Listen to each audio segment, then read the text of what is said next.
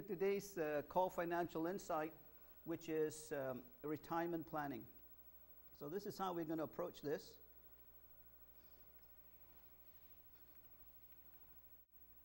So retirement planning, the topic, this particular core financial insight, I want to approach it very differently, and I'll explain why this is different.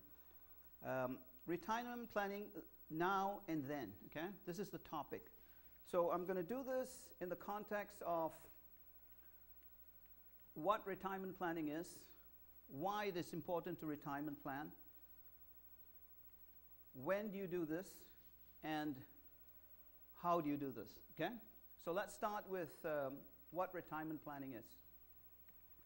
Retirement planning is to prepare for that day or that season in life when you no longer work for a living, okay? You no longer have to work for a living. All of us need a source of income, okay? And in the first half of life, unless you're born with a silver spoon in your mouth, like Prince Charles and Prince William, you don't have to worry about money, but most of us have to, right? We need a source of income, and that comes from employment, from work.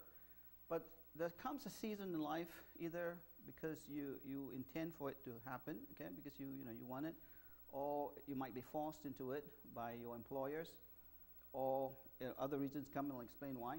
You no longer work for a living either through employment or self-employment, okay? That means, you take your time to do other things other than, for your source of income, all right?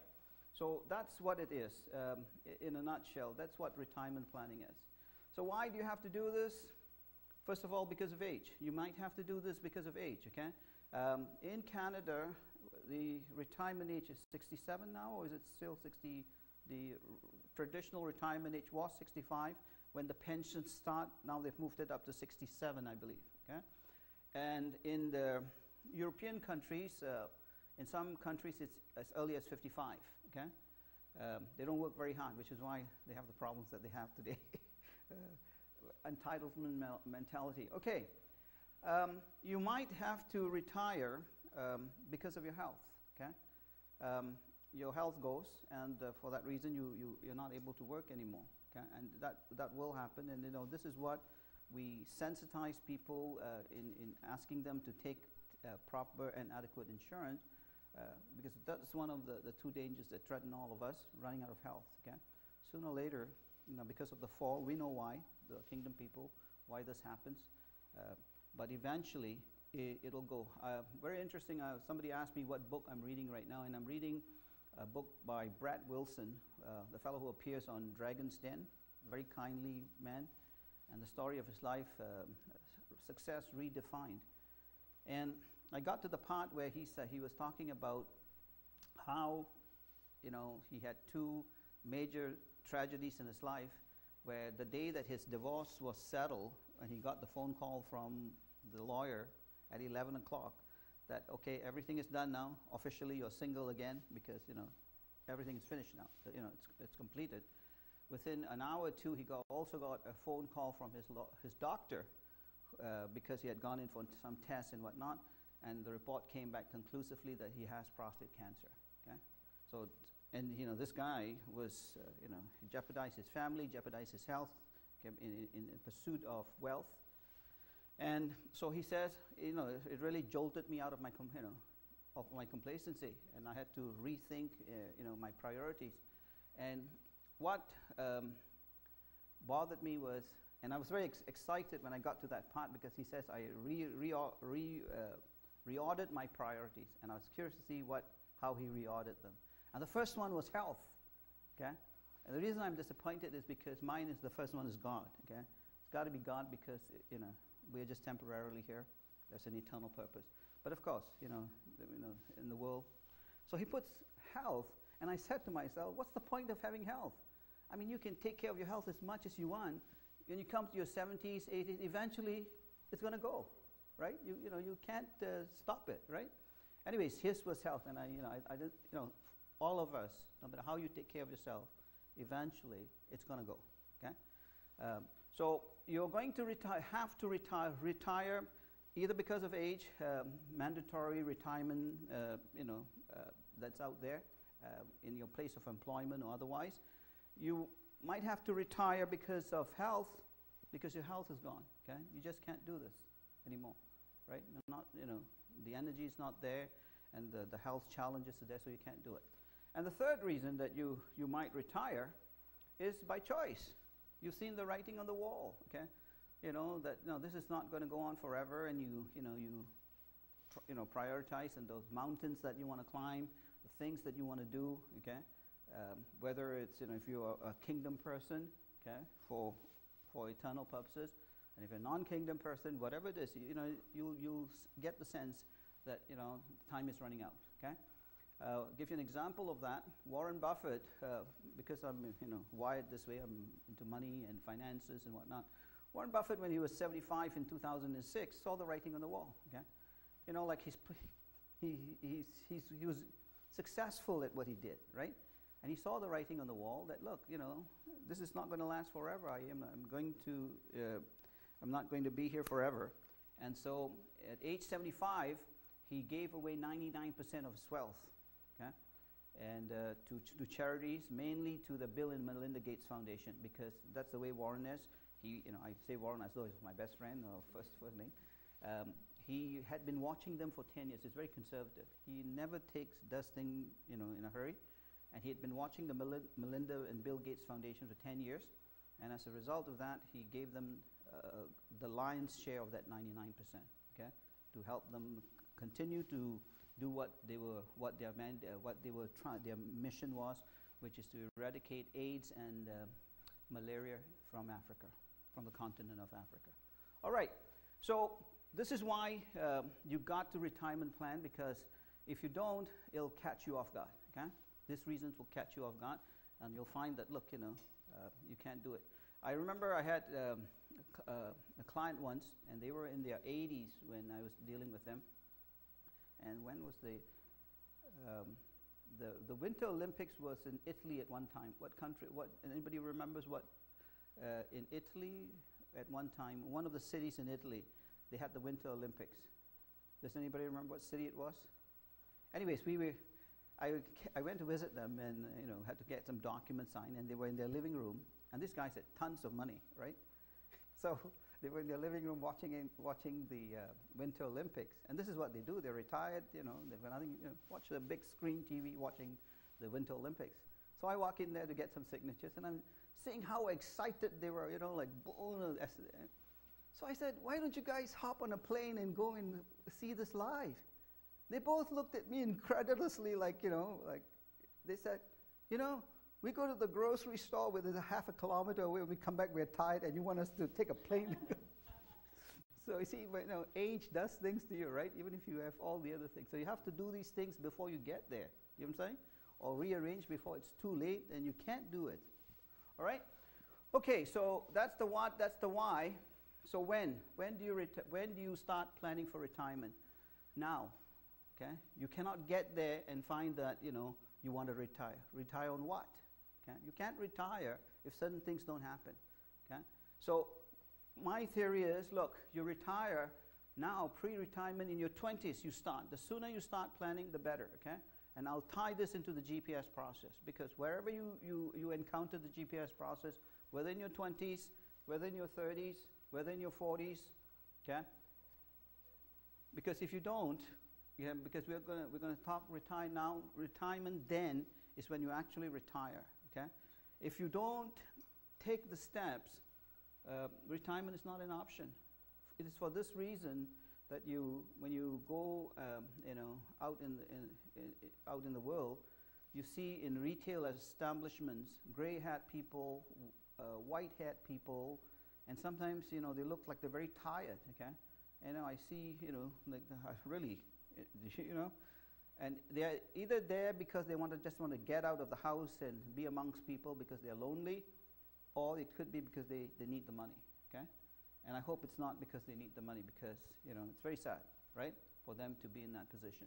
So unless you plan, you're not going to be able to retire. It's not going to be an option, and it's just going to create a lot of financial stress for you. I'm told that for some seniors who didn't retirement plan, the choice at the end of the month is always medication, rent, or food.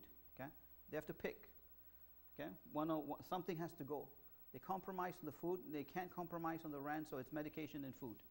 Okay, so we don't want to be in that position because there's a better way of doing it. All right. So what's retirement when? Now, hence the title of this topic, retirement planning now and then. So I want to sensitize you to the fact that wherever you are, whether you're in your 20s or 30s or 40s, okay, if you hope to retire someday, you got to be doing it now, okay, and we'll tie it in with how the GPS process can help you do that. All right, retirement then, post-retirement. Now, there is a trend to retire early. People take their retirements early, and especially we work in places where there are defined benefit pension plans. They allow you to retire early as 50, 55. Okay, in the military, if you know people who are in the military, D&D, some people get into the military at a very young age, 18, 19. They come out of school, they don't know what they want to do, and I know one client who's like that.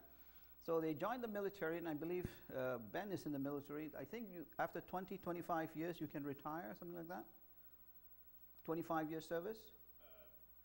Yeah, I'm not sure how much for exactly, but 60 you have to retire. 60 you have to. But my experience is that if you are in the military, after 20 or 25 years, you can, if you want, retire. Okay? Like the pension plan is structured such that you can retire. So on more than one occasion, I've met people who are retiring. I remember about 10 years ago, I was doing property, 10, 15 years ago when I first came to Halifax, I was doing property and casualty insurance for a company that moved me here. And I had to go and see someone to get some signatures for their auto insurance out in Timberley. And this girl worked for the military. And so she says to me, I was just doing, getting to know her. So she says to me, she told me her story. She said, when she finished high school, last year of high school, she was just a wild person. She just liked to party and all of that. And she said, I think the last semester or the semester before her school was out, she just one day was so bored in a class, she just walked out, okay? And she walked out and she was roaming around and she saw this forces office. And she just walked in and had a chat with a guy, and the guy was telling her how you can apply for this. And she said, I applied. And she said, I figured this is better than, what I found so boring back there. So she joined the military, and they posted it in a lot of different places. And finally, after about, 5, 10 postings, she ended up back home, and she told me this is a final posting, right? And she said to me, what's funny? She says, I walked out. I didn't even finish high school, okay? And she said, I have friends who went on to university, finished school, went on to university, and got married. And she says, today, I have got a car, I've got a good income. And she says, the hours, she said, and no reflection on D&D here. She says, I'm not stressed out where I work. She says, I go up, I go to work, and it takes about half an hour for us to start up, and we take a break, and then and she said, I'm not stressed out. And when I compare myself to my friends, right, they're also stressed out where they work, and they can't even afford to go out in an evening. She says, if I want to go out with my friends, I have to go and pick all of them up because they have no cars. You see? Okay? So it can be a good thing. And she was also the one who was telling me that, very early I'm going to be able to retire. And about 10, 15 years ago, at the same time, Charles Trombley, who's a Christian here in our church, brother in our church, he invited me to go and speak to the Navy divers, because the clearance divers that he's a part of, they invite speakers from outside. And Charles said, why don't you come and speak? Okay? And because I was in the property casualty mode at that time, I prepared talks on how to save on your car insurance. So when I got there, must have been about 30 divers there. And so Charles said, you go sit in front with the commander there. And I sat down and waiting for them to introduce me. So the commander of the base or the camp was beside me, and he turns to me, we introduce ourselves to each other, and he says, what are you going to speak about? So I said I was going to speak about car insurance and how to save on car insurance. He said, that's interesting. He said, but you know what you should speak to them about? He said, maybe at a later time. He said, you should speak to these guys about what to do with their money, because he said, many of them take their retirement in their mid-40s after having completed their 20, 25 years, and they don't know what to do with that money. because they get a retiring allowance, okay? And, they just go and blow it. They get into things that, and many of them lose it. So on the spot, right, I said, sure, I'll do it. So I went up there and I said, I'm going to change my topic. I'm going to talk about the rule of 72. So I told them, I asked the commander, how much do they get? He said about 50,000. So I told them that in your mid-40s, how to use 50,000 if you pick the right investments, how it can double using the rule of 72. So that was another incident where, people retire early. And you see that more and more. And if you have planned your retirement well, and especially us kingdom people, okay? When you have a layer of insurance, you have you're completely debt-free, you have a 6-month emergency fund, you've got a war chest that's enough to take care of your needs, okay? The income is, you can go, okay? Do what you need to do, right? You don't have to work anymore, and you can do that at whatever age, all right? But the traditional retirement, and in the 60s, a lot of people retire in the 60s, again for those reasons, either because of age, by health, or because of choice, okay? But the traditional retirement age, and does anybody know if they actually moved the official retirement age pension to 67? Old age, you get old age pension, yes. Anybody born after 1958 has to wait another 67. Okay, okay, so that's anybody born after 1958. Right? Somewhere, that's a cutoff. You can only start this used to be the traditional retirement age. Why? Because people will plan, because that's when the government pensions kicked in, Old Age Security and Canada Pension Plan, and it was the typical so now for those born after 58, that looks like all of you, it'll be that age. Okay. Why do you have to do this even post-retirement? Okay, and this is where the danger is, because pre-retirement, okay, in your 20s, 30s, 40s, you have to do this, because if you don't do this, what are you going to retire on? You cannot retire. Okay, post-retirement, you still have to retirement plan. Why? Because you don't want to run out of money before you run out of time. You follow? And the worst thing, this is where I think you get people coming out of retirement. Okay, and people having to take on part-time jobs to supplement their retirement, and this is why you find gray-haired, white-haired, very senior-looking people, very tired-looking people in retail outlets, because they need the money, okay? Because there's not enough money, okay? We don't want to be in that position, because you will run out of time, run out of money. After the global financial crisis, 2008, 2009, a lot of people had to readjust their retirement, okay? Because financial advisors, investment advisors were projecting all kinds of things, and it just changed everything, right? New realities came into play, and they had to make major adjustments. All right. So how do you do this? Okay. My theory is, as a bare minimum, okay, no pie in the sky. Okay. You can do this. You have to be debt free. Okay. You have to be debt free, and you have to have investment income. Okay? That will be supplemented by any other sources of income that you might have. If you were lucky and you worked in employments where there was pension income, those will kick in. Okay? And if you have been financially responsible, and especially if you've been following the GPS process, you will have all kinds of investment income, streams of investment income, depending on whether you diversified or you left it all in the war chest. Okay? So, as a bare minimum, okay, in order to retire, you need to be completely debt-free. Okay? The worst thing you want to do is, okay, but the masses out there, they think nothing of, I'm going to retire, but there's still a mortgage on the house, they still have car loans, and they still have credit card, like, how do you retire on that? You'll have no peace, you know what I'm saying, to retire. So make sure that these two things happen, okay? These are essentials, bare essentials if you want to retire. You have to work towards becoming completely debt-free and having investment income, all right? And both of these are just a natural course of the GPS process, okay? The GPS process naturally takes you there, routinely takes you there, okay? All right. I was going to say that either I missed the slide or I didn't see it. Tradition, just to speak on how it's done out there, traditionally. This is how we do it, okay? We say, no pie in the sky, just focus on two things. Keep it very simple, okay? Make sure that you're completely debt-free now and going forward, and especially when you retire. And And second, make sure you have investment income, okay? As financial advisors, as Roone153 Financial Advisors, our message to people out there is live on the income of your investments. Don't eat into the investments, okay? It's like seed money, okay? Don't be eating the capital, right? Live off the investment income. So we build the war chest, and then we do that. So let me just, so again, we had a whole session on, we do this, but it bears repeating. So this is how the GPS process will help you. In taking the minimum of 25% of income and distributing it, you come to this point. This is what you'll be doing. Whether you start in your 20s or 30s or 40s, this is what you'd be doing in the 10 steps, okay? You get to here. This is what the first few steps are. And you get to here, which is the back end, which is step number 9, is invest, stay frugal, and invest until you've got an investment portfolio of $10 million.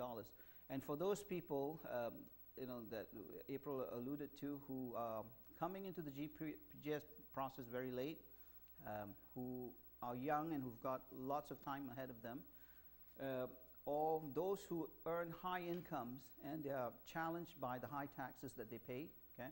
We encourage them to use some of these other instruments with caution that no more than maximums of 25%, so you get diversification. And by the way, diversification is biblical, okay? In Ecclesiastes 11:2, it says, give portions to 7 or to 8 because you do not know what disaster may come upon the land. And in other versions, I've seen NLT and Message, I think, where they specifically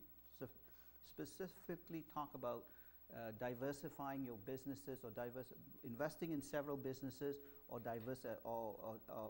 not putting all of your investments in one basket, okay? So this is biblical, what we're suggesting here.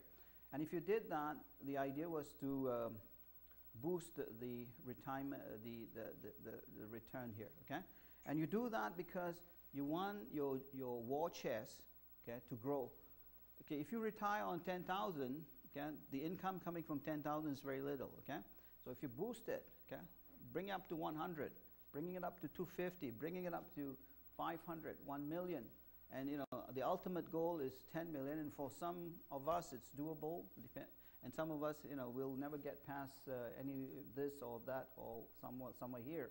This is very normal, okay? In my experience, when I meet people in their 50s, 60s, or who are retiring, this is what they typically have, okay? Because nobody ever showed them how to do this or this, okay? You do what we tell you to do, you will get there, okay? Because of what we do. And especially in the business investing, the fastest way to make money is to invest in businesses, okay? Yesterday we were at a church, and what was funny was as we were coming out, a little kid, 9-year-old kid, was mowing the lawn because his granddad is the pastor of the church, and the granddad gave him a contract to do the lawn from June to August for $500. So I was telling the dad, I said, isn't that interesting? I said, I told him, I said, when I do my investment workshops, I tell the story of how business is the fastest way to make money, and I give the illustration of 2 teenagers who put up a lemonade stand, right? And I said, if 2 teenagers put up a lemonade stand and worked only the month of August, okay, and all they did was sold lemonade during the hottest month of August, and sold lemonade for $1 a piece, and the parents had given them $300 to start this business just for 1 month, and telling them that at the end of the month we want our money back, okay? I asked him, how many lemonades do you think those kids could sell per day? He said 200. So then I asked April Rose, and she said 100. So I used 150. So I said, look, if the kids are selling 150 lemonades per day, they make $150 a day, right? And they do that for 6 days a week. We don't work on the Sabbath. So that's $900, right? $900 by 4 weeks is $3,600. So the kids put in some time. This kid is working, all summer, and is making $500. Give them $500 each. 2 kids, right? Give them $500 each. Take off $1,000. You're still left at $2,600. $2,600 on $300 is like 700%, right? You see how powerful business is? Okay, provided you find the right one. So when we say that this is doable, this is very doable, provided you pick the right investments, okay? So as I've been saying, this is not complicated. The world has made it complicated, okay? This business of managing money and building wealth is really in four steps, okay? The first is 5 steps, if you will. The first is to make sure that you're tithing. The second is to make sure that you're insured, okay? Because you have things that are beyond your control, and most people that I meet are underinsured. They're hoping it doesn't happen to them.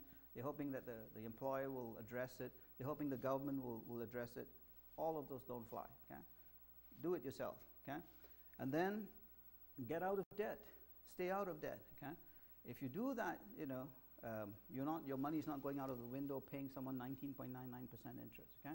The faster you get into that mode of, buying things cash and not getting into debt, you're already starting to get ahead of the game. Minimize your taxes, okay? Pay the least amount of taxes possible. You're halfway there already. Just watch these things, you're halfway there already. And then the other half of that challenge is making sure you pick the right investment. Because I've seen people do all of these things, and then they take their money and put it in the stock market and, to lose it there, all right? The Roone153 Financial Advisors Ministry, the franchisee investors that we're bringing in, when I'm meeting with them, 21% is what 21% return, okay? I show them the numbers because we're not taking your money and putting it in the stock market. We are doing work, okay?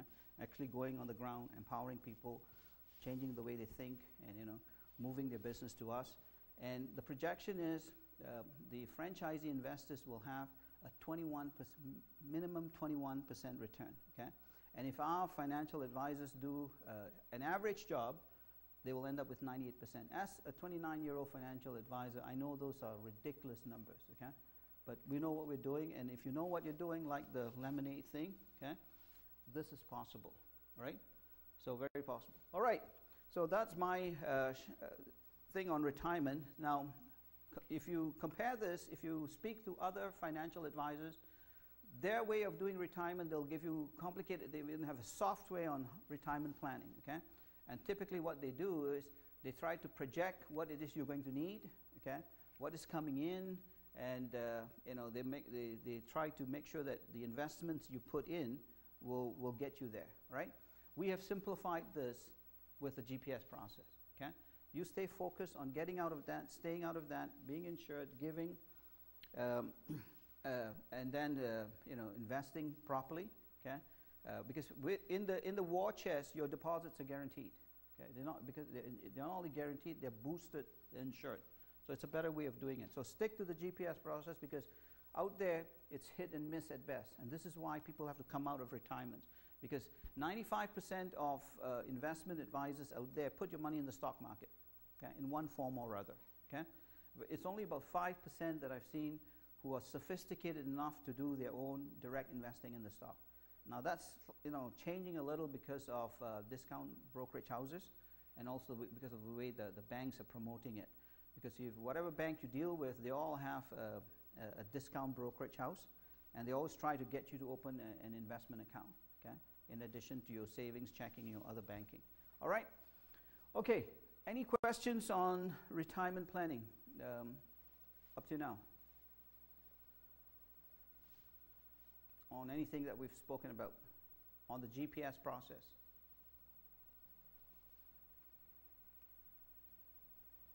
No?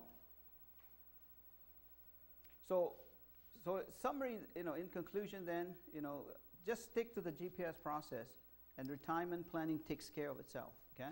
Because that's what we advocate, okay? All the things that you need to retire will happen just in the natural course of things, okay? Because by the time you get to step number 9, you're completely debt-free. You're already starting to have investment income, and the challenge is just to boost that war chest, okay? And the other 3 things that we do, going into real estate, going into the stock market, and business investing, as soon as we've made our money, we dump it back in the war chest, okay? Because that's a safer place. That's why we call it the war chest, okay? When we make our 15% in the stock market, when we make our 30% in tax sales and foreclosures, okay? As soon as the transaction is completed, we take the profits and we dump it back into the war chest. And the whole idea is to make that war chest as big as possible, so that at the time when you do have to hang up your shoes because of age, because of health, or by choice, okay, you're ready to go. And then the next session, we're going to talk about estate planning. This is when we talk about how you pass this on to the next 2 generations. Okay, this is what you have built, what you've been, with hard work. It doesn't come easy. It takes discipline. It takes, foregoing instant gratification, because if you're not functioning on credit, there is no instant gratification. Okay, you got to wait until you have the money before you buy things.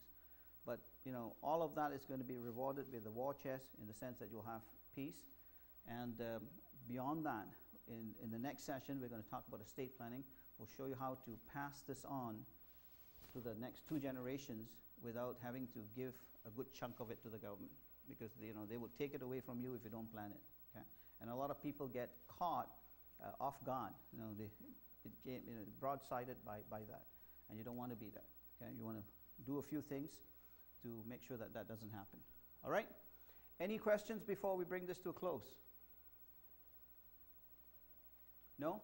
Okay, I want to thank you for taking the time out to come. I want to commend you. This is Saturday morning, okay? In that book, Brett Wilson's book that I'm reading, Success Redefined, and he was saying that when he had cancer, he's part of he's part of a group. See, when people are not in the kingdom, they try to find support elsewhere, right? And his main support, he's from Winnipeg, and his main support is from the Young Presidents Organization. So in the book, he keeps mentioning how people in that group, okay, supported him.